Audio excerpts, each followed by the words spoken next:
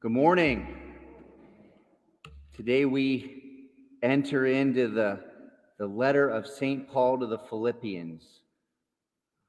Philippi was the first place that Paul planted the gospel on the continent of Europe. And his letter to the Philippians, in contrast to some of his other letters, didn't have a problem to solve. We had a few weeks ago, the Galatians were the biggest problem child. Like, you stupid Galatians, you're blowing it. The Philippians, it was like my favorite sons and daughters, the Philippians. I love you so much. And he just sort of pours out his affection for them in this letter.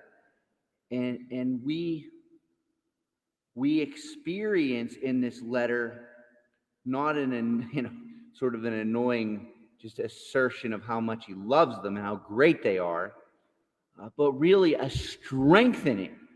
Because when we're in sin, when we're struggling, we need to be pulled out of sin, and sometimes that's painful. When we've got a kid who's struggling, we got to get them on the right path. That can be painful for them and for us, and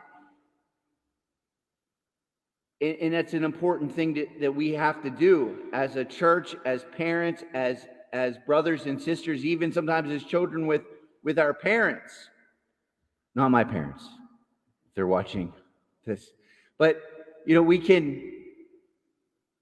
we find ourselves in that spot and we have to draw them back. But when we're in a good spot, sometimes we sort of let them go. They're fine. They're the good kid, or maybe we think that of ourselves. I haven't murdered anybody lately. Things are good. But St. Paul understands the power of God's love. Today we're yet again celebrating a votive Mass of the Sacred Heart of Jesus. The power of God's love is designed to overflow in those who know it already, who are living in it already. His compassion, his mercy, and today he mentions in this first chapter of the letter to the Philippians, his affection. He liked them. He cared about them. It wasn't just the love of, I desire what is good for you, sort of arm's length love. It was like, no, I have this passion for your destiny, and I desire you to love each other with an active passion for the destiny of each other.